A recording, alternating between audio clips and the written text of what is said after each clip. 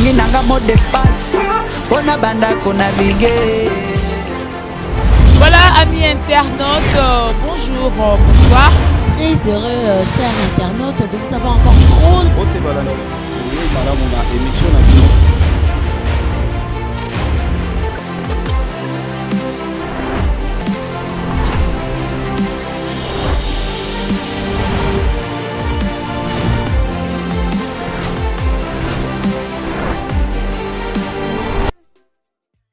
De l'attention accordée, très chers amis internautes, bonjour et bonsoir. Déjà, merci beaucoup parce que vous avez ebele ya kolanda.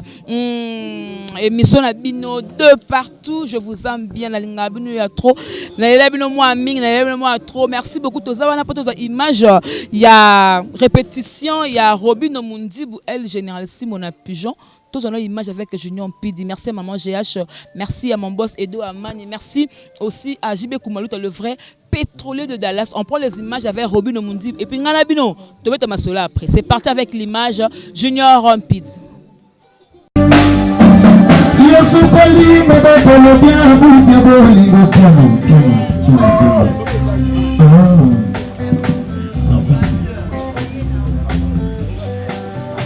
Usukoli mabapolo diabolingo mwakisi Mukumba tikeli nani yae Gayo yode makata prefere Liloya yo prefere basusu Upesinga mabapolo bina koma yakala Atana beze Oasis peza laka Shirata sidabolingo azo salama kusana motema te Tuzongela ngapa bindu Vinatiki bindu na kandela ye Mama yako de la mona la ve Kadoni paradis sabayi Jésus Paradis commis en fer Anja commis de mort Galone bolimo Kufana buki Esenza Ina de beboma Salon, bindu, rafetba. Umbekambula, umbekambula. Ona jani naso, umbekambula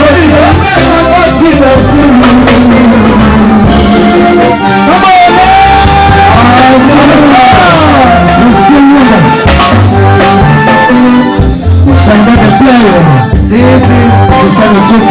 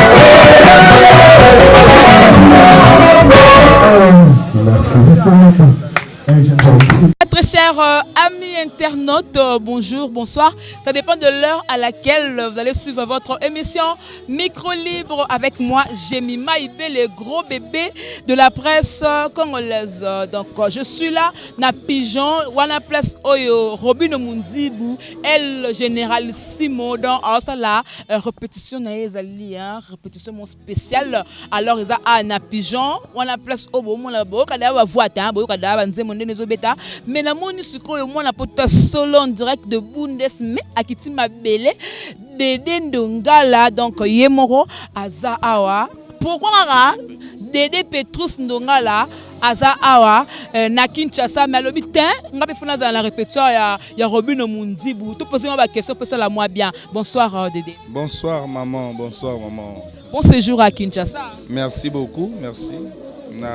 Tout le monde a ezali première répétition il y a Robin Mundibu a répété à te mais to comme moi biso sur téléphone le non répétition na Pigeon tout le monde présence na yo présence na répétition ya Robin Engel justifié ni bon présence na ngai na awawa eza epa na biso donc chez mon père malheureusement auto quitté biso kala mingi te mais à Courcey quand même 91 ans.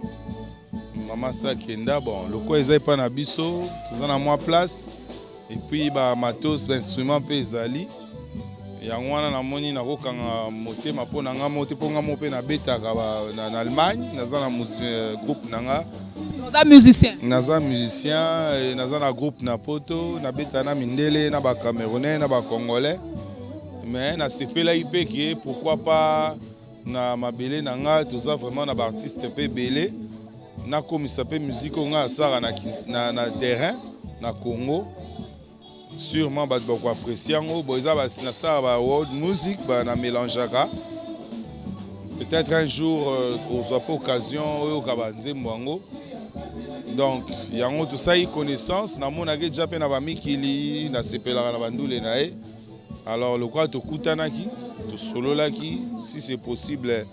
Tout ça, on a besoin de repas, c'est bien, calme et ali, instrument sur place. Bon, on a pourquoi pas tout ça, ensemble, présent dans la musique. Ensemble, on a compris. Il y a un Robin Bosangana, ensemble, on a compris. Non. Il y a des artistes dans un groupe. Le Kolanga a la place d'instrument, Zali, bon, tu Kutanaki, à Sololai, Nangai, ceux qui vous allez bien. A répéter kanaye awa ipa nanga bon na mona yo pesa mabete quoi ça bien pour artiste nyonso oyo a contacter nga za na besoin ça moi rep ben instrument moi louer pesali donc il y a pas de problème mais si on comprend bien monsieur Dédé donc ndenge répéter ya Robin beta et ça ni na Pigeon comme qu'on répéter awa na Pigeon c'est ça ezaki proposition na e position nga mon pe na rwando répéter wa proposition na ye na sepelai nango sikoyo to solane susu a confirmer nango quoi parce que ça journal liboso angaka ka ba instrument donc à apprécier yende ce que soit apprécié to solo na biso donc ça nango pour continuellement quoi donc répéter na ye sera ça 3 fois rep na semaine toza na Pigeon.